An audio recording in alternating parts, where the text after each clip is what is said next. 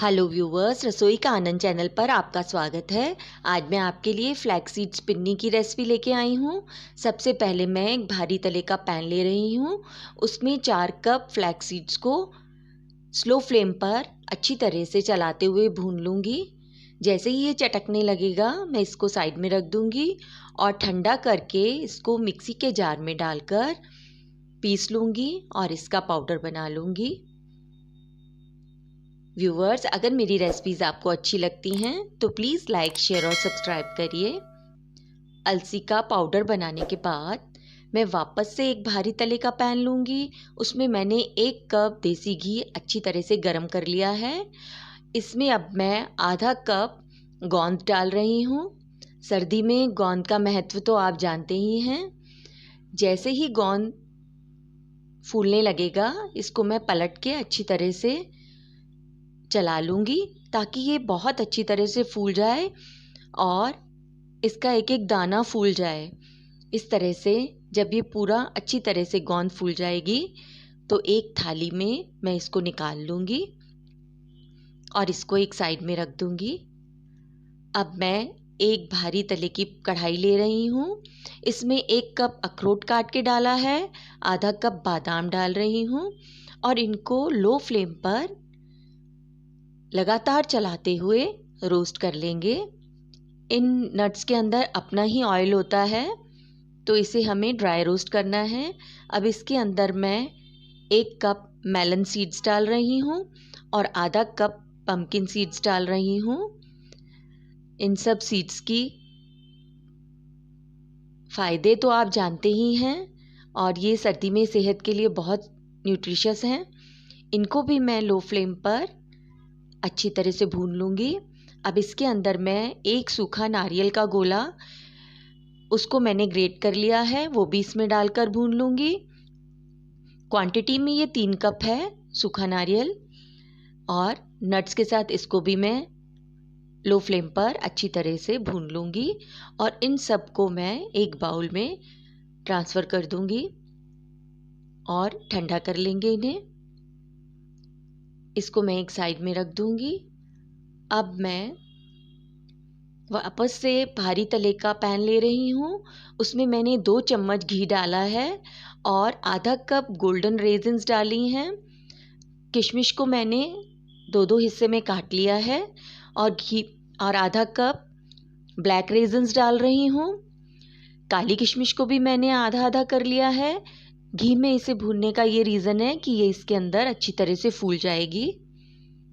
जैसा कि आप देख रहे हैं, दोनों को अच्छी तरह से मैंने चलाते हुए भून लिया है घी में और इसको भी मैं नट्स के अंदर शिफ्ट कर दूंगी। नट्स के अंदर इसको डालने के बाद उनके अंदर मैं इसे कंबाइन कर दूंगी। सर्दी में सुबह रोज आप ये एक पिन्नी खाइए तो आपको सारे न्यूट्रिएंट्स आपको मिल जाएंगे। अब मैं गोंद को थोड़ा सा क्रश कर लूँगी ताकि इसके जो थोड़े बड़े साइज़ के पीस हैं वो थोड़े छोटे हो जाएं।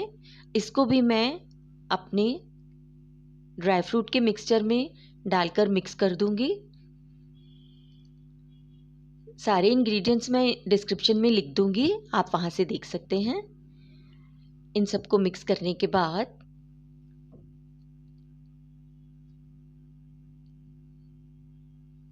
इसको मैं एक साइड में रख दूँगी। अब मैं पैन में 2 टेबलस्पून घी ले रही हूँ। उसमें फ्लैक्स सीड्स को जो हमने पीस के रखा था पाउडर बना के, उसको स्लो फ्लेम पर लगातार चलाते हुए भून लूँगी। इसको भूनने में मुझे 3 मिनट लगे हैं और इसमें अच्छी खुशबू आने लग गई है। फ्लेम को एकदम स्लो ही रखना है और लगातार इसे चलाते रहना है और छोड़ना इसे बिल्कुल नहीं है। हल्की आंच पर ही इसे पूरा भूनना है। अब इसको मैं साइड में रख दूंगी। अब वापस मैं एक भारी तले की कढ़ाई ले रही हूँ। इसमें मैंने 2 टेबलस्पून घी लिया है। इसमें मैंने 900 ग्राम खजूर को बीज निकालकर, ये 900 ग्राम है और इसको काट लिया था थोड़ा 2-2 3-3 पीस में, ताकि ये अच्छी तरह से मैश हो जाए।